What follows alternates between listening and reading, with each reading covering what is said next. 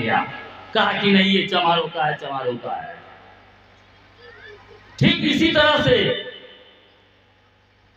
साहेब कबीर के साथ हुआ, इसी तरह से बाबा बासाउन भुइयां के साथ हुआ, इसी तरह से राजा शैलेश के साथ हुआ, इसी तरह से राजा नरहरि जो सुनारों के देवता बन के रह गए, इसी तरह से हुआ, इसी तरह से गणिनाथ के साथ हुआ, इसी तरह से दयाराम फेगुराम के साथ हुआ। जितने भी तमाम महापुरुष है वो सभी आंदोलन बहुजनों का आंदोलन था, जाति का आंदोलन किसी का नहीं था। लेकिन सब महापुरुष को जात जात में चिटक के और उसने जात जात में सिमर दिया।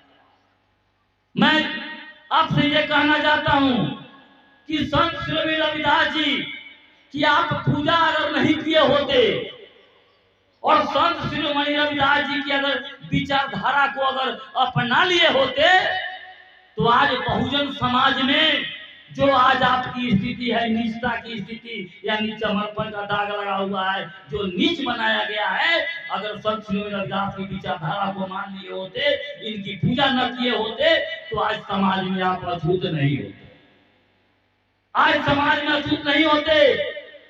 आप भी एक सवर्णों की तरह मान सम्मान की जिंदगी जीते। लेकिन आज दशा क्या है, आप यादव और चमार के बीच में क्या दूरी बन गया आप लोग नजर के सामने है। एक यादव को कहिए कि मैं चमार, बगल में चमार है तो उसके अंदर में भिनभिनाहट पैदा हो जाता है। ये स्थिति महापुरुषों को पूजा करने के कारण हुआ, विचारधारा को अपनाने के कारण नहीं हुआ। अगर विचारधारा को अपनाते तो ऐसा नहीं होता। साथियों, संत शिरोमणि रविदास का जो आंदोलन था वह मुक्ति का आंदोलन था, भक्ति का आंदोलन नहीं था। हमारे ललन साहू जी ने कहा कि उस समय संत शिरोमणि रविदास जी का जन्म होता है जहां पूरे भारत में ब्राह्मण की जो है पूरा का पूरा तूती बोलता था और पूरा का पूरा ब्राह्मणवाद से ग्रसित हो जाता था, हो गया था। उसी समय संत शिरोमणि रविदास का जन्म हुआ था और सबसे ज्यादा प्रहार संत शिरोमणि रविदास जी ने ब्राह्मणों पर किया। उसकी व्यवस्था हिल गई, वो उसकी व्यवस्था, सामाजिक व्यवस्था चरमरा गई। तब जाके लास्ट में देखा बराबर ने किसकी हत्या करना जरूरी है और एन के प्रकार जन्म दिखने के बहाने संत शिरोमणि रविदास की चित्तौड़गढ़ में जाके हत्या कर दी गई। उस समय भी हमारे समाज को ब्राह्मणों ने यह बता दिया कि संत शिरोमणि रविदास भक्ति आंदोलन कर रहे थे और सशरीर भगवान के प्यारे हो गए। हमारे समाज को आज भी अगर समाज में कोई हत्या होती है तो सामाजिक आंदोलन होता है, सड़क जाम होता है, पुतला दहन होता है, सामाजिक आंदोलन होता है। हमारे समाज के लोगों ने उस समय आंदोलन नहीं किया और ब्राह्मणों ने जो कह दिया कि सशरीर भगवान के प्यारे हो गए और आंदोलन करने के बजाय हमारे समाज के लोगों ने झाल करताल लेकर के कीर्तन गाना शुरू कर दिया, आंदोलन नहीं किया। आज भी वही हो रहा है, आज भी वही स्थिति बनी हुई है। उससे भी बड़ी बुरी हाल आज की स्थिति में है। आज समाज में जो इनका जो संदेश था, जो भीख मांग के खाए, जो दरवाजे दरवाजे भीख मांग के खाए, वह समाज में सबसे श्रेष्ठ है जो भीख मांग के खाता है, जो ढेरा फेरी करके खाता है, जो छीन के खाता है। आज वो दूसरे नंबर का सबसे बड़ा सवाल बना हुआ है, वह क्षत्रिय। साथ ही साथ जो बेईमानी करके और हेरा फेरी करके उल्टा सीधा करके जो खाता है वो तीसरे नंबर का बैठ टाटा बिरला अडानी अंबानी, वह तीसरे नंबर का बना हुआ है। लेकिन जो मेहनत करके खाता है, जो दिन रात मेहनत करता है, समाज में अछूत बना हुआ है, वो सबसे ज्यादा नीच बना हुआ है। और उसमें भी जो जितना मेहनत का कड़ा काम करेगा, जो जितना ही ज्यादा मेहनत करेगा उतना ही ज्यादा नीच रहेगा। जो ज्यादा मेहनत कर रहा है वो सबसे ज्यादा नीच है। और हमारे समाज के लोगों को ये दिखाई नहीं देता। आप साल में एक बार संत श्री रविदास की तस्वीर को लगता है कि संत श्री रविदास आप पर खुश हो जाएंगे, कभी खुश नहीं होंगे। और उसके दूसर के दिन जैसे ही रविदास जयंती समाप्त होता है फिर उनकी तस्वीर को ले जाके टांग देते हैं। और रविदास के जो दुश्मन थे, जिसके खिलाफ रविदास लड़ाई लड़े थे, अब 364 दिन उसी को सुबह शाम अगरबत्ती दिखाते हैं और उसी को दुश्मन को बुला के अपने दरवाजे पर उसको चरण स्पर्श करते हैं 364 दिन। इससे संत श्री रविदास खुश हो जाएंगे? नहीं, नाराज हो जाएंगे। आपको पता नहीं है, भारतीय मूल्यवासी सांस्कृतिक मंच के लोग यहाँ जितने भी विचारधारा को पूरा का पूरा अच्छा सा पालन करने वाले जितने भी लोग हैं, वह गैर जमार जाति के लोग हैं। आपको विश्वास नहीं है, जाके दरवाजे पर देख लीजिए। आप साल में एक दिन पूजा करते हैं रविदास की, और हम लोग जो है प्रतिदिन संत श्री रविदास को नमन करते हैं दरवाजे पर जाके। तो फिर देख लीजिए, प्रतिदिन नमन करते हैं, हम पूजा नहीं करते हैं। 365 दिन इस तरह का मंच लगा के विचारधारा चलाते हैं, और 365 दिन में आपका साथ नहीं होता है।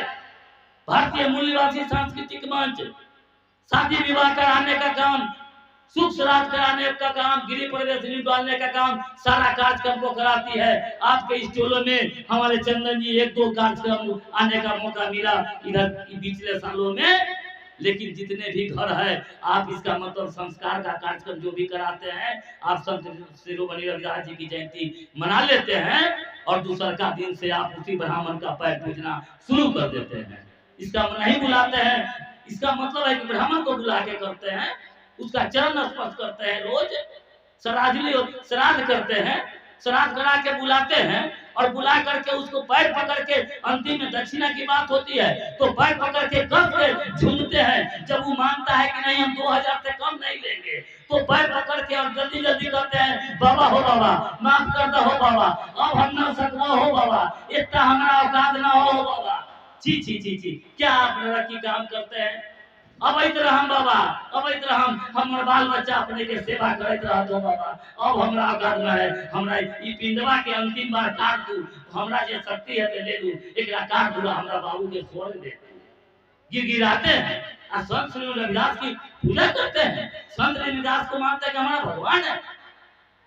आपको हमेशा आप पूरे देश में जो लड़ाई चल चुका है, आप नजर के सामने लड़ाई देख रहे हैं कि लड़ाई स्पष्ट रूप से जो भी यहाँ पर लड़ाई रामचरितमानस या किसी भी चीज के भले ही लड़ाई हो, ये एक बहाना है। लड़ाई सीधे 90 और 10 का है, एक तरफ 90 और लड़ाई 10 का है, ये रामचरितमानस एक बहाना है।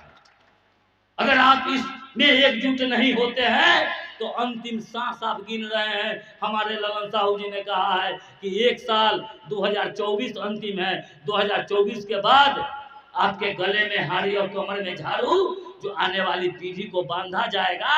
आपको लगता है कि आपको तो नहीं बांधा जाएगा, क्योंकि व्यवस्था जब स्थापित होती है तो धीरे धीरे पता नहीं चलता है। आपके आने वाली पीढ़ी को इस तरह की व्यवस्था कर दी जाएगी। आप जितना ऐश मौज से जिंदगी जी रहे हैं, बाबा साहब के संविधान के बदौलत आप IAS IPS डॉक्टर इंजीनियर हो गए हैं। जूठा भोजन नसीब नहीं होता था, भात दाल तरकारी या भुजिया पापड़ तिलौरी खा रहे हैं। आप खुले में आसमान के नीचे रहने को मजबूर थे, छत के नीचे रह रहे हैं। हमारे पूर्वजों को भरपेट भोजन नहीं मिला, अलुआ सोथनी जनेरा खा के मर गए, लेकिन बाबा साहब भीमराव अंबेडकर बदौलत आज रसमलाई खा रहे हैं तो घमंडे चूर हो गए। कल के डेट में आपकी दशा बहुत बुरा दशा होने वाला है। और बाबा साहब ने जो इस संविधान दिया और संविधान के बदौलत आप में जो फुरफुरी आया, जो कोट पैंट और टाई आ गया शरीर पर, अब बाबा साहब अपने बाल बच्चे को भले ही अपना वस्त्र नहीं दे सके, बिना कफन के उनका बच्चा भले ही दफन हो गया, लेकिन आपके बच्चे के लिए 30 दिन में 30 गो ड्रेस आपके घर में है। अपने बच्चे के लिए 30 दिन में 30 गो ड्रेस है। लेकिन आप इन जो महापुरुषों का बाबा साहब का संविधान के बदौलत हुआ, संविधान ने जो लिखा, बाबा साहब ने संविधान रूपी जो वृक्ष लगाया, वृक्ष का आपने पत्ता पत्ता खा गया। उस वृक्ष का पूरा नोच नोच के चमड़ी तक खा गया। केवल वृक्ष वो खड़ा है, सूखा नहीं है, अभी सूखा नहीं है। उस वृक्ष को जितनी जल्दी पानी डाल के हरा कीजिए, और नहीं तो वो वृक्ष अगर सूख गया तो आने वाली पीढ़ी आपकी समाप्त हो जाएगी, आने वाली पूर्वज आपका समाप्त हो जाएगी। ये स्थिति पैदा है। आप हमारे समाज के कुछ नेता से कंफ्यूज होते हैं। हमारे समाज नेता पर कभी भरोसा मत किया कीजिए। हमारे कुछ नेता हैं, दो तरफ से नेता पैदा होता है समाज में। समाज में नेता पैदा करने का दो तरीका है। क्या क्या तरीका है? एक तरीका है जो समाज को गुमराह करके नेता बनता है। वो आएगा, आपकी चमार जाति कब आएगा? दुश्मनों का टिकट लेके। दुश्मन हमारे बीजेपी, अभी जो आरएसएस, जो बीजेपी जो दुश्मन है, दुश्मनों का टिकट लेके आएंगे और आके आपके बीच में कहेंगे हम आपके जात का हैं, आपके भाई हैं, हमको वोट दे दीजिए। आपको वोट, आप तो उसको अपना जाति और भाई समझ के वोट दे देते हैं, लेकिन जैसे ही उस सदन में जाता है उसके सामने आपका आरक्षण खत्म होता है, उस पर वो दस्तखत करता है। सदन में अगर मेंबर है तो किसी प्रस्ताव पर दस्तखत करता है ना, तो वो आपके आरक्षण खत्म होता है, उस पर आपको दोनों हाथ से दस्तखत करता है। आपका शिक्षा का नीति जब वहां बनता है, शिक्षा आपके बच्चे को खत्म होता है, तो आप पर दोनों हाथ से उस पर वो दस्तखत करता है, निकम्मा हरामी जिसको आप वोट दे के आप भेजे हैं। और वो दुश्मनों के सामने ठेहुना के नीचे बैठ के रसमलाई खाता है। उसको समाज की कहीं कोई मतलब नहीं है, समाज की बात वो कभी नहीं करेगा, वो समाज को गुमराह करके गया है। दूसरा नेता जो समाज को जगा के बनेगा, अभी हमारे ललन साहू जैसे लोग हैं, इनको मतलब नहीं है राजनीति से, ठीक है किसी पार्टी से जुड़े हुए हैं, लेकिन आज ईमानदारी पूर्वक ही बहुजन समाज को जगाने का काम कर रहे हैं। जो बहुजन समाज को जगा के लीडर बनेगा, जो इन महापुरुषों के विचारधारा को बात करके जो लीडर बनेगा, वो अपने आप को कत्ल हो जाएगा, कुर्बान हो जाएगा, लेकिन महापुरुषों की विचारधारा को कभी टूटने नहीं देगा। और वही दशा आज ये इस देश के अंदर हो रहा है। तो हमारे जो 2 4 5 लीडर हैं वो खुलेआम बहुजन की बात करने लगे हैं, लेकिन जो दुश्मनों के पास जो हमारा लीडर है, जो दुश्मनों के चंगुल में है, एक बार भी एक शब्द भी नहीं बोल रहा है। आप लगातार सुन रहे हैं कि दुश्मन एक बार भी नहीं बोल रहा है, क्योंकि वो कैसे बोलेगा? वो तो अपना व्यक्तिगत रसमलाई खाने के लिए पहुंचा हुआ है, इसलिए वो कभी नहीं बोलेगा। इसलिए आपको अपने समाज में ही जो दुश्मन हैं, अपने समाज में ही इस तरह के कुछ ऐसे लोग हैं जो हमारे समाज को बांटने का काम करते हैं। 90% समाज को ही बांट करके और जाति के नाम पर ये पूरे समाज को ले जाकर दुश्मनों की गोदी में बैठा देने का काम करता है। वो ऐसे लोगों से आपको सतर्क रहने की जरूरत है।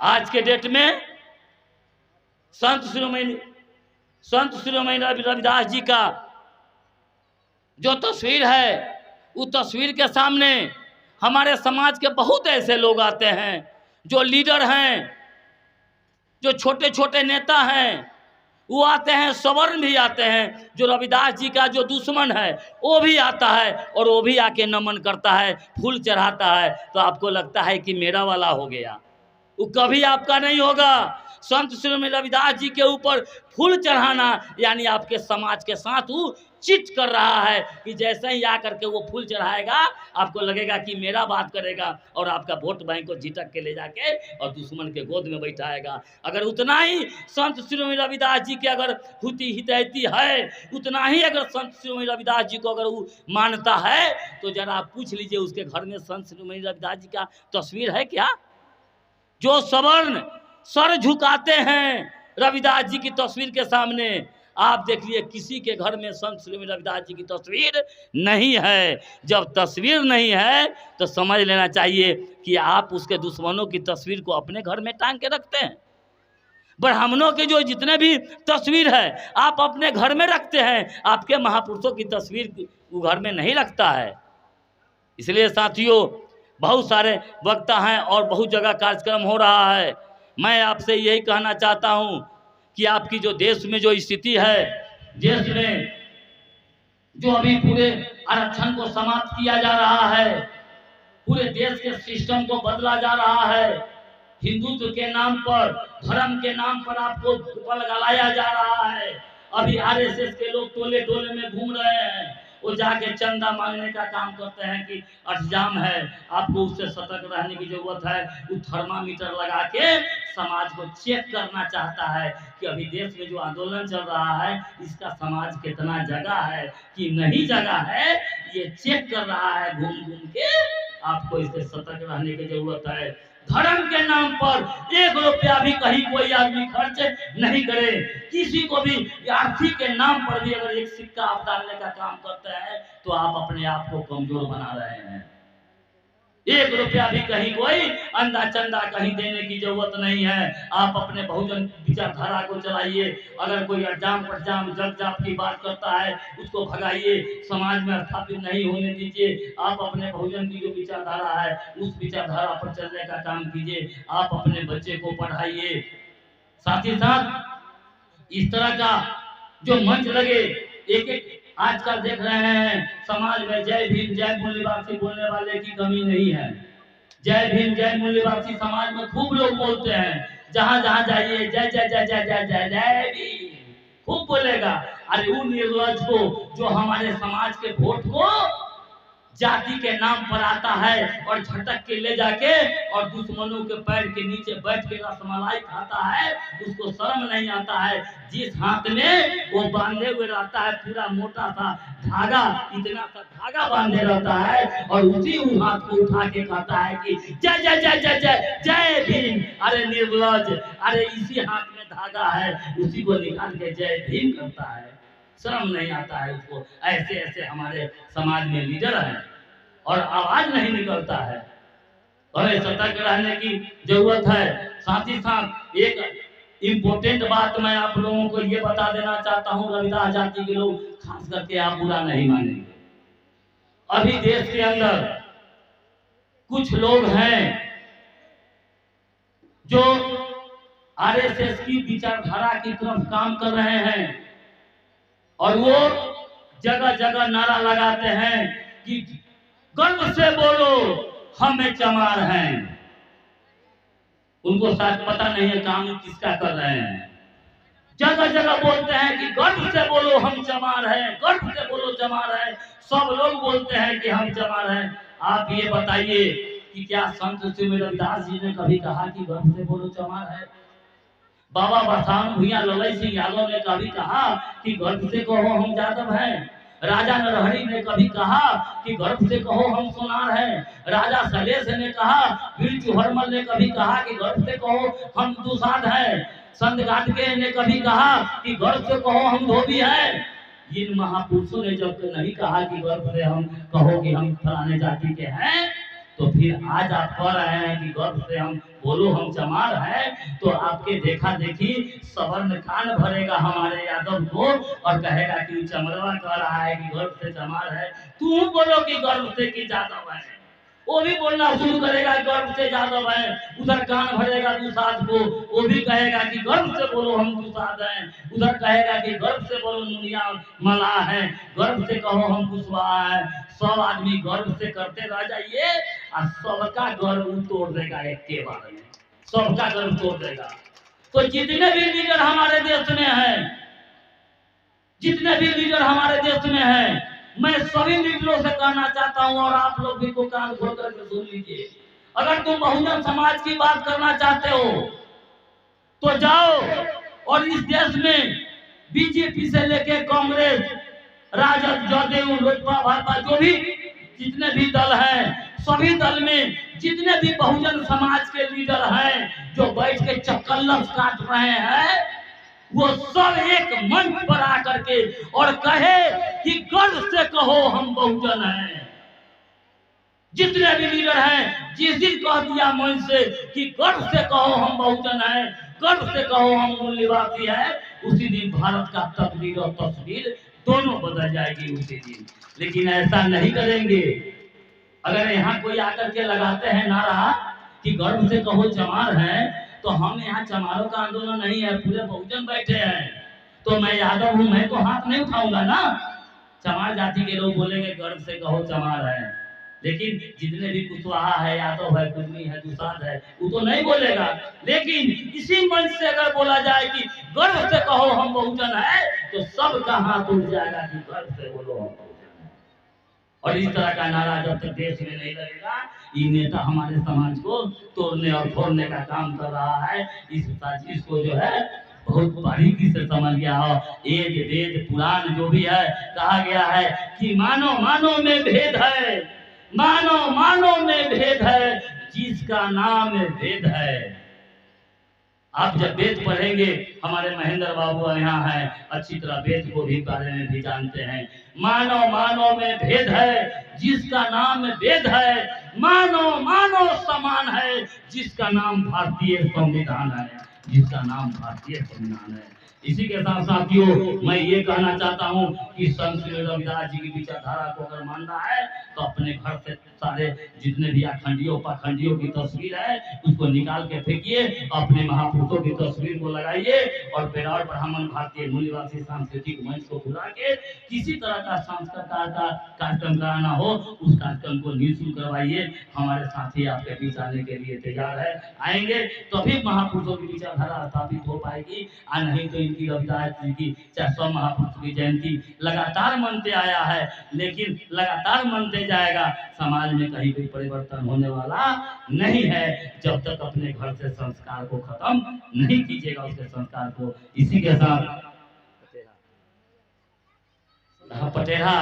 पटेरा में हम लोगों का कार्यक्रम है, जिला स्तरीय कार्यक्रम, वहाँ भी आना है, जहाँ तक संभव हो सके कुछ लोग वहाँ भी जाना जरूरी है। आज 4-5 जगह जिले में कार्यक्रम हो रहा है, जहाँ तक संभव होता है आपके बीच आता हूँ।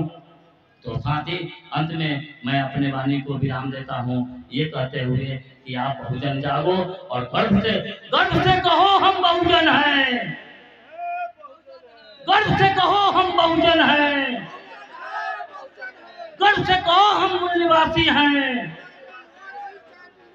बहुत बहुत धन्यवाद साथियों। इसी नारा को बुलंदी करना है, जातीय नारा को समाप्त करना है, दुश्मनों की ममता को खत्म करना है। इसी के साथ संत श्री रविदास जी की के प्रति श्रद्धा सुमन अर्पित करते हुए मैं अपनी वाणी को विराम देता हूँ। जय मूल्यवासी, जय भारत, जय संत श्री रविदास।